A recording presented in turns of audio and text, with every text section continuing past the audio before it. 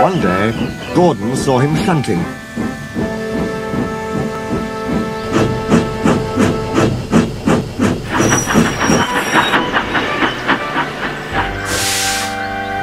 And laughed. "Ha ha! My controller makes me shunt," Sir Handel said sheepishly. "And take trucks to quarries too.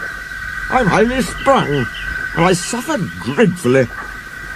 "Our controllers don't understand our feelings," sympathized Gordon. "Now, if you were ill, you couldn't go, could you?" "Good idea," said Sir Handel. "I'll try it." Sir Handel did not know Gordon was only joking.